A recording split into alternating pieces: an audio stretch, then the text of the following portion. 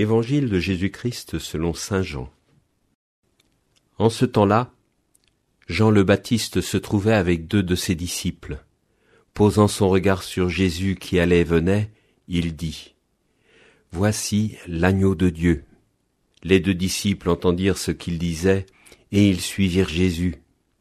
Se retournant, Jésus vit qu'ils le suivaient, et leur dit : « Que cherchez-vous ? » Ils lui répondirent : « Rabbi, ce qui veut dire maître, où demeures-tu ? » Il leur dit : « Venez et vous verrez. » Ils allèrent donc, ils virent où il demeurait, et ils restèrent auprès de lui ce jour-là. C'était vers la 10e heure, environ 4 heures de l'après-midi.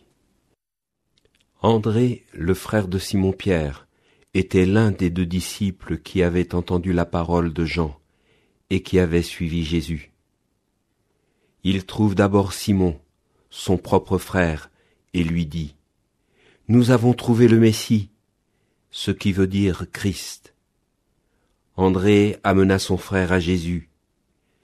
Jésus posa son regard sur lui et dit : « Tu es Simon, fils de Jean, tu t'appelleras Képhas, ce qui veut dire Pierre. » Nous venons d'entendre dans l'Évangile le récit de la vocation des premiers disciples. Vous savez, très souvent, on pense que la vocation, c'est la volonté de Dieu qui nous tombe dessus.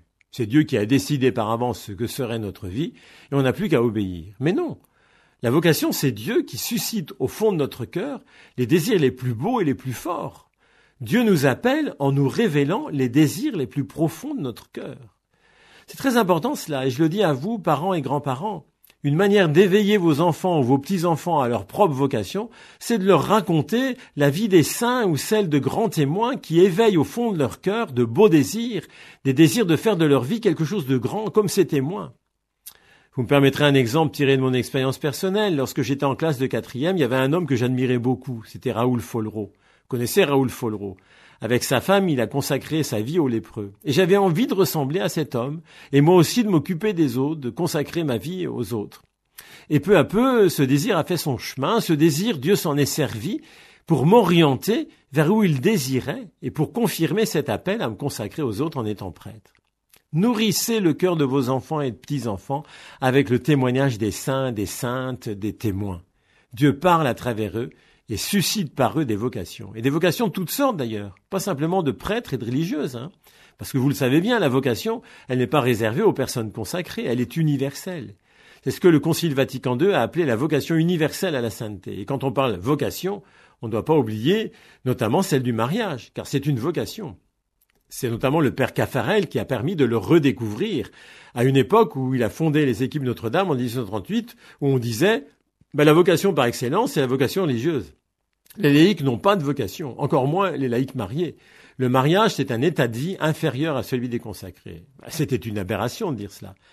Mais attention, méfions-nous. Il peut encore rester des vestiges de cette époque au fond de notre esprit. Par exemple, quand nous disons « moi, j'ai pas de vocation, j'ai pas été appelé par le Seigneur, je me suis marié, j'ai eu des enfants, une profession, tout ça, c'est moi qui l'ai choisi, c'est pas un appel du Seigneur. » Mes frères et sœurs, vivre sa vocation, ce n'est rien d'autre que de vivre sa vie actuelle, sa vie quotidienne, mais de la vivre en gardant au plus profond du cœur le désir de la sainteté, c'est-à-dire ce désir de faire de sa vie quotidienne une vie d'amour puisée dans le cœur de Jésus.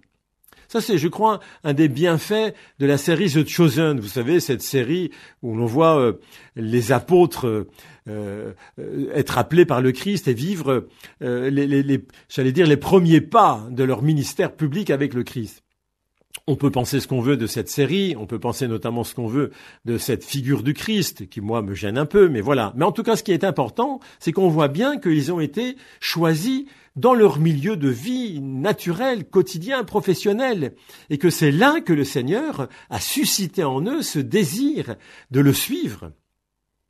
Nous connaissons bien la fameuse phrase de Sainte Thérèse lorsqu'elle s'aperçoit qu'elle désirait toutes les vocations, prêtre, missionnaire, enseignante, etc. Mais que finalement sa vocation, c'était de mener une existence de carmélite avec un énorme amour dans le cœur. Ma vocation, enfin, je l'ai trouvée, dans le cœur de l'Église, ma mère, je serai l'amour. C'est cela notre vocation. Non pas rêver d'une autre vie, mais faire de notre vie réelle un petit joyau d'amour. Je me souviens de cette vieille dame dans une commune proche de Nantes, on l'appelait Tante Fine. Dans sa jeunesse, elle rêvait d'être institutrice. Malheureusement, elle a contracté la poliomyélite qui l'a laissée paralysée. Et au lieu d'institutrice, elle fut toute sa vie couturière dans sa maison. Elle aurait pu se dire « j'ai raté ma vocation ». Eh bien non, elle a fait de sa maison une maison chaleureuse, accueillante. Célibataire, elle a su ouvrir son cœur à une multitude d'enfants, de jeunes, d'adultes qui aimaient entrer chez elle, passer un moment. C'est pas le Seigneur qui a voulu son handicap, mais il est venu la saisir dans la situation où elle se trouvait pour lui faire porter un beau fruit de sainteté. « Que cherchez-vous » dit Jésus aux 2 disciples. « Que cherchez-vous » nous dit-il à nous aussi. « Seigneur, c'est toi que nous cherchons. Où demeures-tu » Et le Seigneur nous répond « Je demeure dans ta vie. Ne cherche pas ailleurs, mais viens et vois. » Amen. L'Évangile était commenté par le père Patrice Héon, curé de la paroisse de la Sainte